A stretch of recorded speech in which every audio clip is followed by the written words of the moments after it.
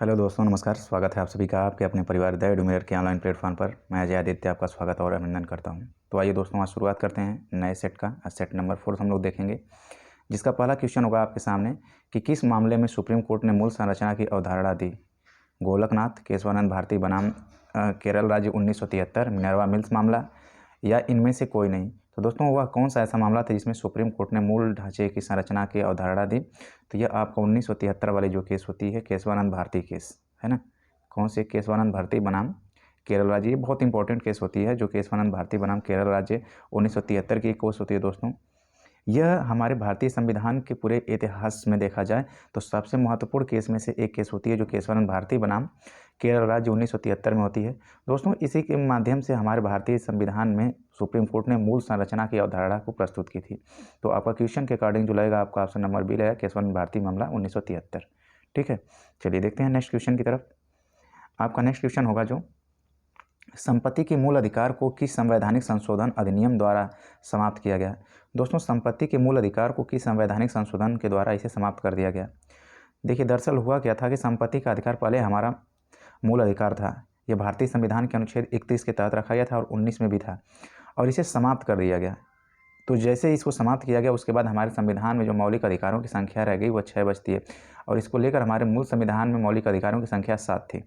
तो इसे भारतीय संविधान का एक संशोधन होता है, वह संविधान का 44वां संविधान संशोधन होता है, और ये 1978 में होता है। इस 44वें संविधान संशोधन 1978 के माध्यम से संपत्ति के अधिकार को मौलिक अधिकार से निकाल कर इसे कहाँ रख दिया जाता है? तो इसे भारतीय संविधान के भाग 12 के अनुच्छेद 300 क के तहत, कहाँ पे? अनुच्छेद 300 क के तहत इसे क्या बना दिया गया है? तो इसे कानूनी अधिकार बना दिया गया है। ठीक है, क्या है? यह अब लीगल राइट रह गया है। बात किया जाए कि यह क्यों किया गया, तो इस संपत्ति का अधिकार जो था दोस्तों, उस समय जो धनी थे वो धनी होते जा रहे थे, गरीब गरीब होते जा रहे थे, और इस संपत्ति के अधिकार को बहुत इंपॉर्टेंट क्वेश्चन पूछा जाता है कि इस मौलिक अधिकार से इसे निकाल कर कब कानूनी अधिकार बनाया गया? तो ये भारतीय संविधान का 44वां संविधान संशोधन होता है, ये 1978 में, जिसके माध्यम से इसे लीगल राइट यानी कानूनी अधिकार बना दिया गया, जो कि आज वर्तमान में भारतीय संविधान के भाग 12 के अनुच्छेद 300 क के तहत देखने को मिलता है। ठीक है, तो आपका option number B is the right answer 44 में। आगे देखते हैं दोस्तों, नेक्स्ट क्वेश्चन होगा कि मौलिक अधिकारों का निलंबन कौन कर सकता है? दोस्तों, जैसे मौलिक अधिकार हमारे भारतीय संविधान में, मौलिक अधिकार की अगर बात किया जाए तो भारतीय संविधान के भाग 3 है ना, भाग 3 किससे संबंधित है? मौलिक अधिकार से, जिसे कहते हैं फंडामेंटल राइट्स। ये भारतीय संविधान का जो अनुच्छेद कहाँ से कहाँ तक चलता है मौलिक अधिकारों का, तो ये 12 से लेकर 35 तक चलता है, 12 से लेकर 35 तक। अब यह बात किया जाए कि मौलिक अधिकारों का निलंबन कौन कर सकता है दोस्तों, तो ये मौलिक अधिकारों का निलंबन करने की शक्ति संसद के पास होती है। संसद चाहे तो मौलिक अधिकारों को निलंबित कर सकती है, बढ़ा घटा सकती है। ये अधिकार संसद के पास ही होता है। तो आपका ऑप्शन नंबर लगेगा डी, राष्ट्रपति, प्रधानमंत्री और मुख्य न्यायाधीश के पास नहीं होता है। किसके पास होता है? तो यह संसद के पास होता है, और आपका ऑप्शन नंबर डी दिख रहा है, संसद। ये बिल्कुल सही होगा दोस्तों। अगर बात किया जाए भाग 3 को, तो भाग 3 को भारतीय संविधान का ये मैग्ना कार्टा के नाम से भी इसे संबोधित किया जाता है। ठीक है, क्या कहा जाता है इसे? Magna carta. और भाग 3 में ये देखेंगे मौलिक अधिकार को किस देश से लिया गया, कहाँ से अडॉप्ट किया गया है? तो अमेरिका के संविधान से। ठीक है, कहाँ के संविधान से? अमेरिका की। ये दोस्तों बेसिक फैक्ट हैं, कई फैक्ट हैं जो आपको बेहद इंपॉर्टेंट है। ये सारे फैक्ट मौलिक अधिकार से संबंधित है। ठीक है, बट यहाँ क्वेश्चन के अकॉर्डिंग आपका ऑप्शन डी बिल्कुल सही होगा कि यह अधिकार संसद के पास है कि यह निलंबित कर सकती है। ठीक है, आइए देखते हैं नेक्स्ट क्वेश्चन की तरफ। आगे अगर बात की जाएगी तो नेक्स्ट क्वेश्चन होगा क्वेश्चन नंबर 4, संविधान का मौलिक अधिकार किससे संबंधित है? ठीक है, ये दोस्तों संविधान का मौलिक अधिकार किससे संबंधित है? भाग 1। भाग 1 की अगर बात किया तो भाग 1 में जो बात की गई हमारे भारतीय संविधान का भाग 1, संघ एवं उसका राज्य क्षेत्र। ठीक है, ये भाग 1 जो होता है संघ एवं उसका राज्य क्षेत्र का वर्णन करता है। ये तो ये हो गया। अब बात किया जाए भाग 2। भाग 2 हमारे सिटीजनशिप की बात करता है, नागरिकता की। किसकी बात करता है? भाग 2। भाग 2 करता है नागरिकता की, जो भारतीय संविधान में अनुच्छेद 5 से लेकर 11 तक चलता है।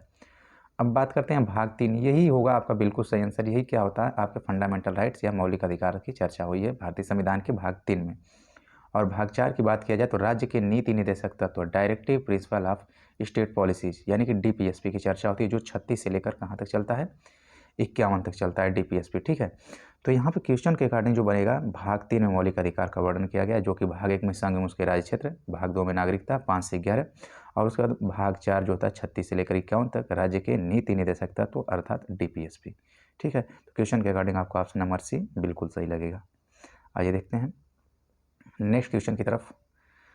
संविधान में उद्घोषित मौलिक अधिकारों में संशोधन किया जा सकता है राष्ट्रपति के द्वारा, सर्वोच्च न्यायालय के द्वारा, संसद के द्वारा। इनमें से कोई नहीं दोस्तों, अभी हम लोग चर्चा किए हैं ये कौन कर सकता है, ये संसद के द्वारा किया जा सकता है। ठीक है, संविधान में उद्घोषित मौलिक अधिकारों में संशोधन अगर किया जाना है तो ये शक्ति किसके पास है, तो ये शक्ति संसद के पास है। संसद चाहे तो इसमें संशोधन कर सकती है, तो वह विधि बनाकर हमारे मौलिक अधिकारों में संशोधन कर सकती है संसद। तो आपका option number C is the right answer. ठीक है, आगे अगर चर्चा किया जाएगा तो नेक्स्ट क्वेश्चन की तरफ देखते हैं। सर्वोच्च न्यायालय के प्रथम मुख्य न्यायाधीश कौन थे दोस्तों, प्रथम मुख्य न्यायाधीश। ठीक है, प्रथम की बात की जा रही है, यानी कि फर्स्ट मतलब कि जो सीजेआई ऑफ इंडिया यानी कि सर्वोच्च न्यायालय के प्रथम मुख्य न्यायाधीश कौन थे, तो यहाँ पे हीरालाल जेकानिया, सुजाता सिंह, जय कुमार राठौर, रोहित सिंह। तो दोस्तों हीरालाल जेकानिया, जिसे हम लोग क्या कहते हैं एच जे कानिया, है ना, कौन थे, एच जे कानिया हमारे सुप्रीम कोर्ट के प्रथम मुख्य न्यायाधीश थे। और वर्तमान के मुख्य न्यायाधीश की अगर बात किया जाए तो वर्तमान के मुख्य न्यायाधीश जो हैं एन.वी. रमन्ना है। ठीक है, कौन है, एन.वी. रमन्ना। ये किनके स्थान पे आए हैं, तो ये आए हैं एस.एस. बोबड़े की जगह पे। ठीक है, किसकी जगह पे, एस.एस. बोबड़े की जगह पे। और ये किस स्थान पे, कौन से नंबर पे हैं, तो ये 48वें नंबर पे हैं वर्तमान में। ठीक है, एन.वी. रमन्ना जी। और पहले की अगर बात करता है तो हीरालाल जे कानिया। ठीक है, आपका ऑप्शन नंबर ए बिल्कुल सही आंसर होगा। चलिए आगे देखते हैं। आगे आपसे पूछा गया है कि भारतीय संविधान के किस भाग में पंचायती राज से संबंधित है। दोस्तों पंचायती राज की अगर बात किया जाए, पंचायती राज की बहुत ही इंपॉर्टेंट होता है ये। पंचायती राज भारतीय संविधान का जो भाग 9 है, भाग 9 में पंचायती राज का वर्णन किया गया। ठीक है, पंचायतों संबंधित पंचायतों के गठन की बात की गई है और पंचायतों से संबंधित जितने भी प्रावधान किए गए हैं भारतीय संविधान के भाग 9 में देखने को मिलते हैं।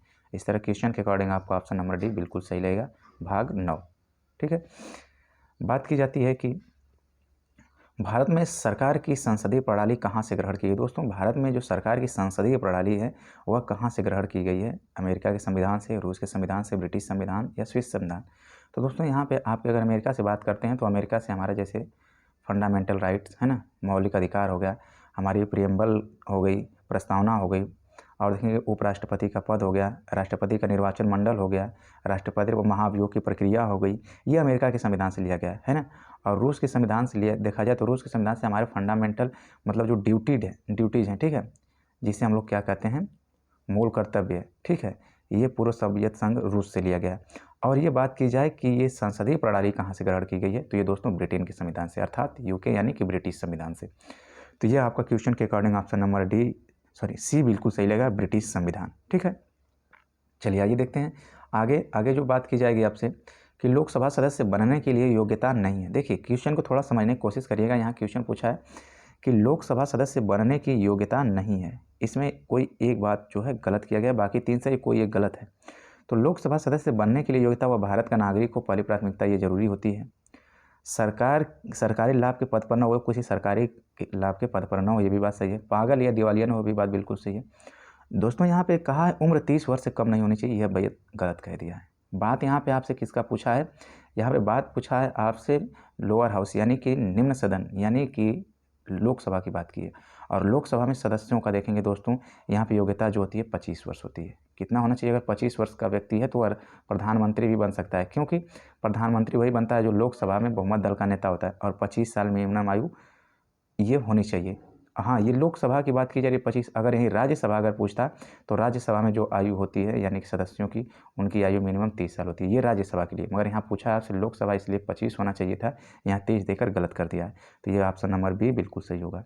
ठीक है, अगर देखा जाए लोकसभा राज्यसभा में, तो लोकसभा में 25 साल, राज्यसभा में 30 साल। ठीक है, और यहाँ क्वेश्चन के करने आपको ऑप्शन नंबर बी बिल्कुल सही लगता है। ठीक है, चलिए आइए देखते हैं आगे नेक्स्ट क्वेश्चन की तरफ। अगला क्वेश्चन होगा, सर्वप्रथम किस फिल्म अभिनेता को राज्यसभा का सदस्य मनोनीत किया गया था। दोस्तों देखिए, अगर बात किया जाए राज्यसभा में भारतीय संविधान के आर्टिकल 80 के क्लास फर्स्ट में ये कह दिया गया है, 80 के ए में कह दिया गया है कि राष्ट्रपति क्या करेंगे, राष्ट्रपति राज्यसभा में 12 सदस्यों को मनोनीत करेंगे। कितने सदस्यों को, 12 सदस्यों को मनोनीत करने की बात की, जो कहाँ से आते हैं, कला के क्षेत्र से, विज्ञान के क्षेत्र से, समाज सेवा के क्षेत्र से, साहित्य के क्षेत्र से।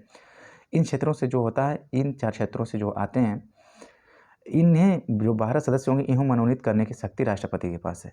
तो वह प्रथम अभिनेता थे जो राज्यसभा में मनोनीत होकर पहुंचे थे। वह पहले अभिनेता कौन थे, दिलीप कुमार, सुनील दत्त, गुरुदत्त, पृथ्वीराज कपूर। तो दोस्तों यहाँ पे जो आपका ऑप्शन नंबर डी दिख रहा है पृथ्वीराज कपूर, बिल्कुल सही आंसर बनेगा आपका। पृथ्वीराज कपूर सबसे पहले ऐसे अभिनेता थे जो राज्यसभा में सदस्य मनोनीत होकर पहुँचे थे। अगर यही बात किया जाए कौन सी ऐसी अभिनेत्री थी, प्रथम अभिनेत्री जो राज्यसभा में मनोनीत होकर पहुंची थी, तो वह नरगिस दत्त थी। ठीक है, कौन थी? तो वह नरगिस दत्त, संजय दत्त की माता जी है ना, नरगिस दत्त।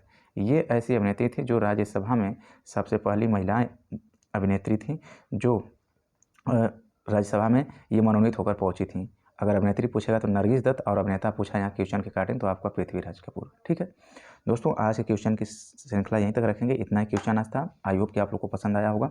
अगर पसंद आया तो दोस्तों तक भी शेयर करिए और लाइक करिए, ज़्यादा से ज़्यादा दोस्तों तक सब्सक्राइब करिए और कराइए, और इसी तरह प्यार से बनाइए, और हम लोग आगे भी इसी तरह अपनी सीरीज़ को कंटिन्यू करते रहेंगे। आज के लिए बस इतना ही, फिर मिलते हैं अगले वीडियो में। थैंक यू दोस्तों, जय हिंद, जय भारत, लव यू ऑल।